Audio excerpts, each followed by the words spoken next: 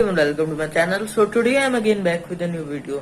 जैसा कि मैंने अपनी पिछली वीडियो में बताया था कि मैं फिजिक्स के लेक्चर शुरू करने वाला हूं, तो आज मैं अपनी पहली फिजिक्स की वीडियो लेके आया हूं। आज हम चैप्टर 1 मेजरमेंट पढ़ेंगे। So without wasting time let us move towards the video. So अब हम अपना चैप्टर पढ़ेंगे, चैप्टर 1 मेजरमेंट। तो अब हम देखते हैं चैप्टर 1। जैसे अब मेजरमेंट आप जानते हैं कि मेजरमेंट क्या होती है, मीटर, सेंटीमीटर, किलोमीटर, इन सब में आपको मेजरमेंट आपने सुनी ही होगी।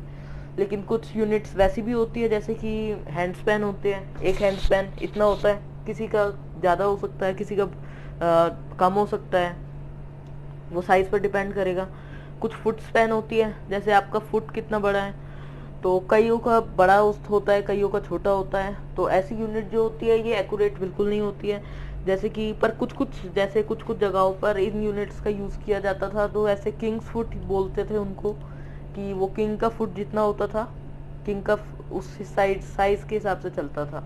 जैसे कि इतना बड़ा है तो पूरे पूरे कंट्री में उसी साइज की मेजरमेंट ली जाएगी, 1 Kings foot, 2 Kings foot. But this is also not accurate, क्योंकि किंग्स बदलते रहते हैं, फिर बार बार इतनी यूनिट्स बदलना ये टफ होता था। तो अब हम देखते हैं क्या क्या होते हैं यूनिट्स। हाँ, एक यूनिट और होती है, जैसे कि उसी तरह से चुल्लू भर पानी, टू मेजर वॉल्यूम। वॉल्यूम का आप जानते हो सेंटीमीटर क्यूब या मीटर क्यूब होता है, पर चुल्लू भर पानी it's just a unit just like that, कि किसी के हैंड में ज़्यादा पानी आ जाएगा, किसी के में कम आएगा। तो अब हम आप यूनिट्स के बारे में जानेंगे। तो अब यूनिट्स में एक इम्पॉर्टेंट बात ये भी आती है कि जैसे कि यूनिट्स दो टाइप्स के होते हैं।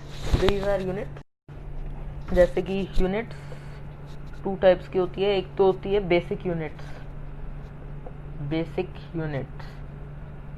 और दूसरी टाइप की यूनिट्स होती है डराइव्ड यूनिट्स।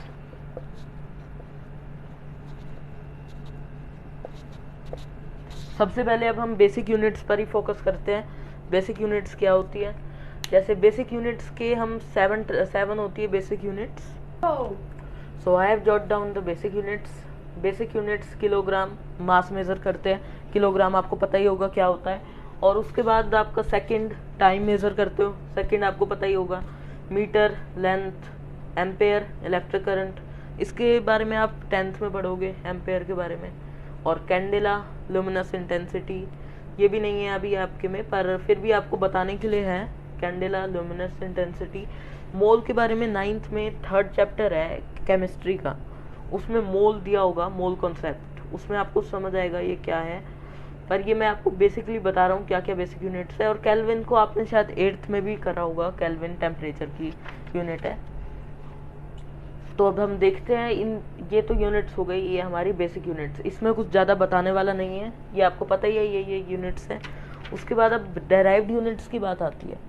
तो डेराइव्ड यूनिट्स में कुछ नहीं है, जैसे कि अब आप देखते हैं कि जैसे कि ये टाइम है और ये मीटर है, लेंथ।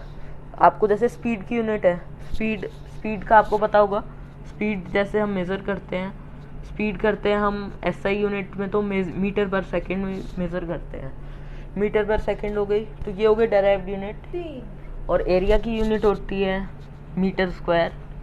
वैसे ही वॉल्यूम की यूनिट होती है मीटर क्यूब, या किलोमीटर क्यूब में भी कुछ भी हो सकता है, ज़्यादा बड़ा एरिया है उस पर डिपेंड करेगा। तो ये थी कुछ डेराइव्ड यूनिट्स। अब इसमें बेसिक यूनिट्स के बारे में एक इम्पॉर्टेंट बात ये है कि basic units independent of each other होती है। उसमें ये डिपेंड नहीं करता, जैसे कि अब स्पीड है, स्पीड में अगर जैसे स्पीड की यूनिट है, तो इसमें अगर मीटर दैट इज लेंथ और सेकंड टाइम, ये आपस में स्पीड की जो होगी टोटल 24 मीटर पर सेकंड, मे बी एनीथिंग, ये इस दोनों चीज़ों पर डिपेंड करेगी। मीटर पर भी डिपेंड करेगी, कितना टाइम है उस पर भी डिपेंड करेगी। लेकिन बेसिक यूनिट्स बिल्कुल भी एक दूसरे पर डिपेंडेंट नहीं होती हैं।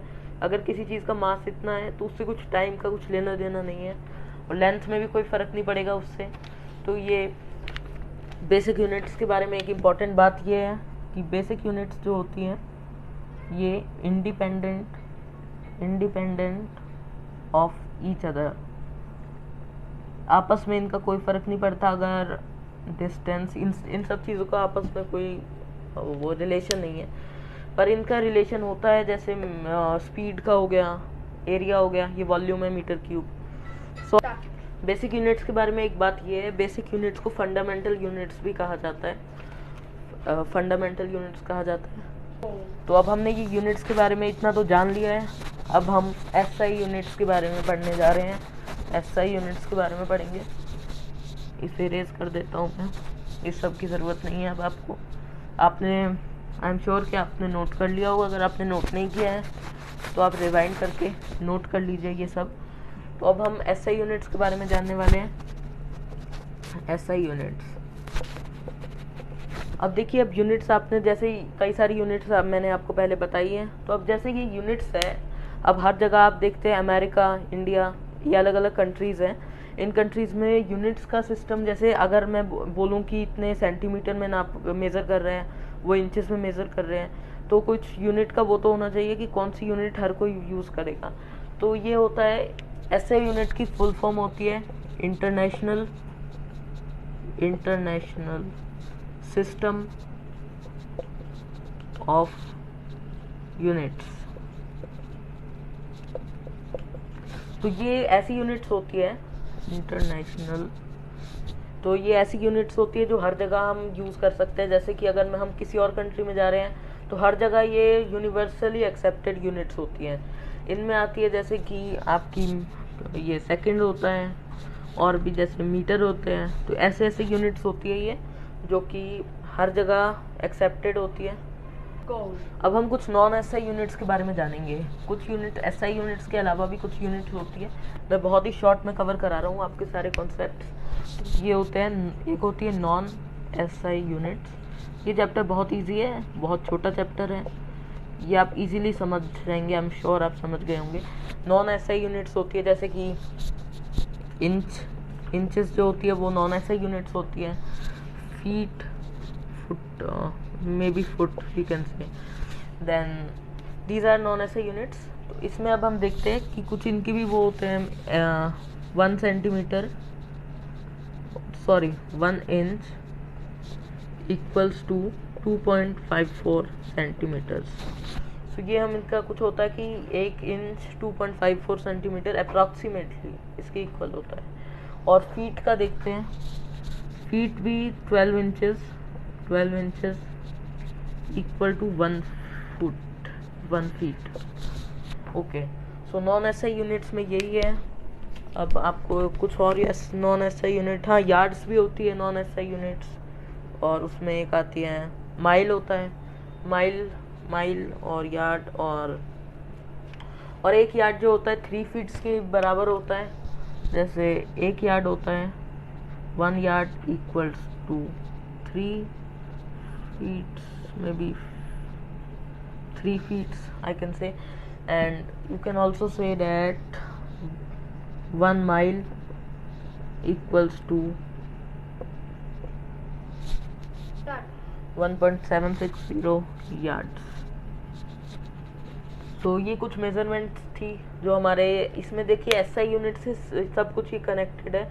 ये सेंटीमीटर में दिया हुआ है, पर मीटर में भी आप ले सकते हैं। इसमें देखिए 1 इंच इसमें कर दिया तो 12 इंचेस 1 फीट हो गया। अब 1 फीट ये 1 यार्ड हो गया, 3 फीट करके अगर 1 feet into 3, so this is 36 inches. इतना आपको सोचना पड़ेगा, थोड़ा बहुत आप कैलकुलेशन कैसे भी आ सकती है। आपसे पूछ लिया जाएगा कि 1 माइल में कितने फीट्स होते हैं, तो अगर 1 माइल में इतने यार्ड्स होते हैं, 1760 यार्ड्स होते हैं। ये पॉइंट गलती से लग गया था। ये 1 माइल में 1760 यार्ड्स होते हैं, तो इसमें फीट्स कितने होंगे? Simple, we need to multiply it by 3। 1700 multiply by 3, 5100, this is 5280, and we are also going to solve some problem. तो अब हम ये क्वेश्चन करेंगे। इसमें देखिए हम ये क्वेश्चन दिए, 3 ही क्वेश्चन है इस चैप्टर में इस समय जो बुक में दिए हुए हैं। HC वर्मा बुक है ये। Express 1 inch in metres. हमें क्या पता है, मैंने जैसा कि बताया था 1 इंच इक्वल्स टू 2.54 सेंटीमीटर्स। तो अब हम इसमें कैलकुलेट करेंगे। अगर 1 इंच 2.54 सेंटीमीटर्स होता है, 1 इंच कितने, अब हमें पता करना है 1 इंच कितने मीटर्स होता है। तो अब हमें ये तो पता है 1 सेंटीमीटर कितने मीटर्स होता है, 1/100 मीटर, क्योंकि 1 मीटर जो होता है वो 100 सेंटीमीटर होता है, तो 1 सेंटीमीटर 1/100 मीटर होता है। तो अब हमें 2.54 सेंटीमीटर कितना होगा, 2.54 centimetre equal to 2.54/100 metres. So अब हमें पता है ये है ये 2.54 एवरेज डेप्थ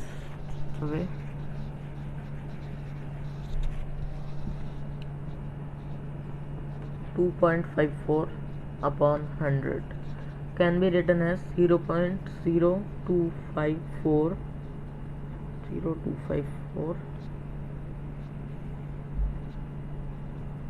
मीटर्स। सो ये 2.54 सेंटीमीटर के इक्वल है, 2.54/100, और यही इसी को मीटर में ऐसे रिप्रेजेंट इसमें नीचे का ये हटा के 100 को हटा के ऐसे लिख दिया है पॉइंट आगे को लगा के। तो अब देखते हैं ये 1 इंच हमारे पास आंसर आ गया है, क्योंकि 1 inch is equal to 2.54 centimetre, और 2.54 सेंटीमीटर को मीटर्स में इस तरह लिखा जाता है, तो 0.0254 मीटर। सो ये हो गए 1 इंच। अब हम बढ़ते हैं अपनी नेक्स्ट प्रॉब्लम की तरफ।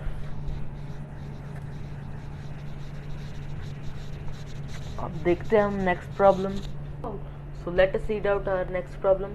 If L equals to 0.9 meter is the unit of length, and G equals to 10.5 meter per second square. Meter per second square is the unit of acceleration. It's not in this chapter, पर मैं आपको फिर भी बता रहा हूँ क्योंकि आगे यूज आने वाला है। ये मीटर पर सेकेंड स्क्वायर एक्सेलरेशन की यूनिट है। Find the value of √L/G.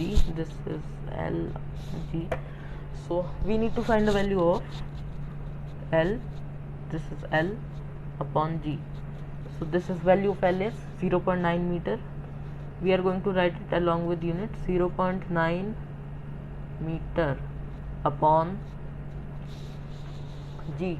G equals to 10.5 meter per second square. C. We are going to calculate in the same way. जैसे अब यूनिट्स हैं, यूनिट्स को भी सेम ही तरीके से कैलकुलेट किया जाता है। जैसे कि अब आप इसको वैल्यूज़ को इस समय भुला दीजिए थोड़ी देर के लिए, और इस रूट साइन को भी 1 सेकेंड के लिए फॉरगेट कर दीजिए, भुला दीजिए। ये मीटर अपॉन सेकेंड स्क्वायर है, इसे हम ऐसे लिख सकते हैं, है ना, लिख सकते हैं। अगर हम यूनिट इसमें वैल्यूज़ नहीं ले रहे हैं और रूट साइन भी नहीं मान रहे हैं, अभी सिर्फ हम अंदर अभी इतना सा देख रहे हैं, इतना सा हिस्सा। इसमें अब हम इसको ऐसे लिख सकते हैं, m divided by m upon s square. ठीक है, अब डिवाइड में मैथ्स में ये तो पढ़ा होगा, रेसिप्रोकल ले लेते हैं, तो इसको मल्टीप्लाई कर देंगे s स्क्वायर अपॉन m से। इधर देखिए मीटर से मीटर कट जाएगा, क्योंकि जैसा कि हम मैथ्स में करते हैं वैसे ही यूनिट्स में भी होगा ऐसा ही। तो मीटर से मीटर कट गया, तो हमारे पास बचा s स्क्वायर, और ये क्या है, डिनोमिनेटर में नहीं है, ये न्यूमरेटर में है स्क्वायर। तो अब हम इनकी वैल्यूज लिख देते हैं। शायद इधर थोड़ी सी लाइट आ रही थी, इस वजह से आपको शायद ना दिख पाया हो, तो आप देख लीजिए दोबारा। इधर से मैंने इसको इससे रेसिप्रोकल ले लिया था, फिर मल्टीप्लाई कर दिया था, m से m कट गया था, फिर s स्क्वायर बचा था हमारे पास सिर्फ। तो अब हम देखते हैं इसकी वैल्यूज अब हम पुट करने वाले हैं। ये s स्क्वायर जो है ये न्यूमरेटर में था, अब हम ये रूट साइन को भी हम भुला दिया था हमने, अब हम दोबारा से इसको लिख रहे हैं। वैल्यू तो हमारी यही है 0.9, और अब हमारा ऊपर s स्क्वायर बचा है, s स्क्वायर।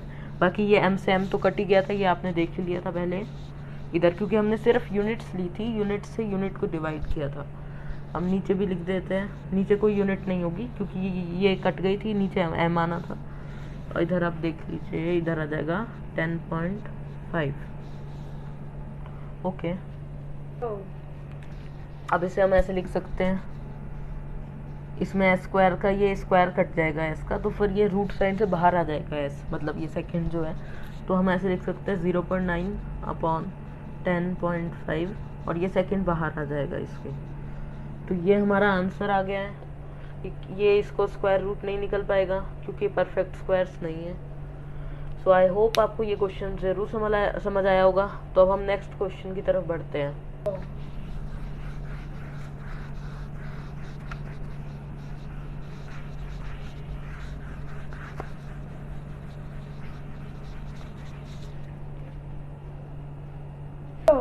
सो ये हमारा लास्ट क्वेश्चन है, ये बहुत इंपॉर्टेंट क्वेश्चन भी है, तो अब हम इसे रीड कर लेते हैं। The amount of energy needed to melt 1 gram of ice is 80 calories.